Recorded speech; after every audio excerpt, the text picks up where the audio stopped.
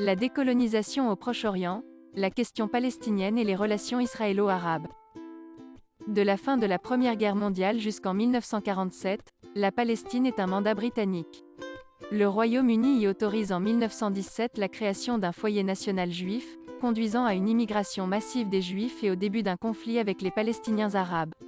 Un conflit entretenu par plusieurs forces antagonistes et de nombreuses convoitises telles que les grandes richesses en hydrocarbures et en eau et les lieux saints des trois religions révélées, islam, christianisme et judaïsme. L'idée de création d'un État juif est prônée par Theodor Herzl, un juif hongrois, dans son livre L'État juif publié en 1896. L'année suivante, il préside le premier congrès sioniste à Bâle en Suisse où furent décidées la fondation d'un État juif en Palestine et l'établissement des bases économiques de ce futur État. Un fonds national juif est créé à cet effet pour l'achat des terres en Palestine.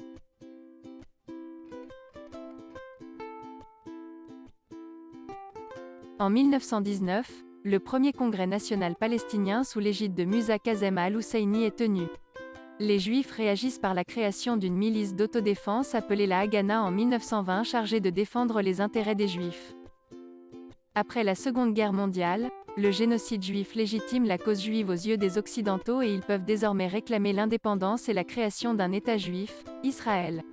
Avec le soutien des USA, vainqueurs de la guerre, David Grun, plus connu sous le nom de David Ben Gourion, président de l'Agence juive en Palestine, appelle à la lutte armée contre l'Angleterre.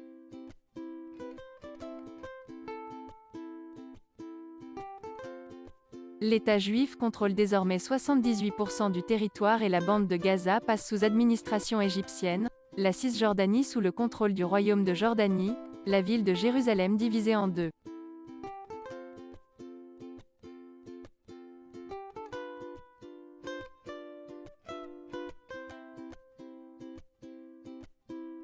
Du 5 au 10 juin 1967, l'État juif attaque par surprise l'Égypte, la Syrie et la Jordanie. Au terme d'une guerre éclair de 6 jours, Tsahal fait la conquête du Sinaï égyptien, les hauteurs du Golan syrien et de la Cisjordanie jusque-là sous contrôle jordanien.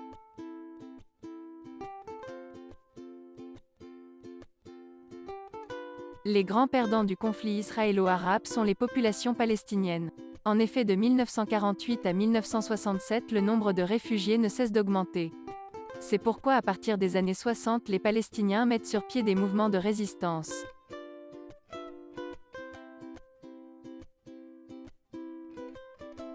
Au début des années 1980, les Palestiniens désespérés par la perte de leurs terres et exaspérés par l'occupation israélienne lancent en 1987 la première intifada ou « guerre des pierres ».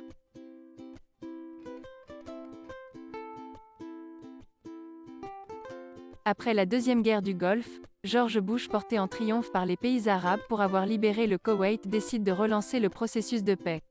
Ainsi, la conférence de Madrid tenue en octobre 1991 sous l'égide des EU va faire renaître l'espoir au Proche-Orient. Cette conférence est un prélude aux accords d'Oslo signés le 13 septembre 1993 où l'OLP reconnaît le droit de l'État d'Israël à vivre en paix et dans la sécurité. En échange, Yitzhak Rabin écrit que le gouvernement d'Israël a décidé de reconnaître l'OLP comme le représentant du peuple palestinien et d'engager des négociations avec l'OLP.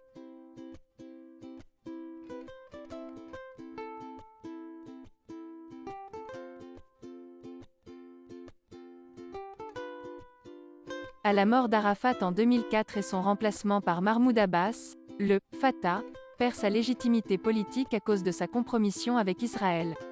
Il perd les élections de janvier 2006 devant le Hamas qui obtient la majorité des sièges au Conseil législatif palestinien.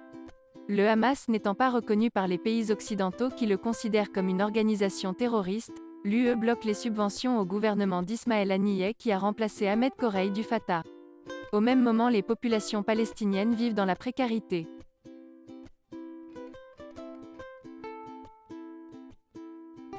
La question palestinienne révèle l'échec de la politique de décolonisation dans cette région et l'ONU, depuis le plan de partage, n'a pas fait mieux et elle peine à faire appliquer ses résolutions. La Palestine n'a pas encore de frontières, Jérusalem attend toujours d'avoir le statut de ville internationale.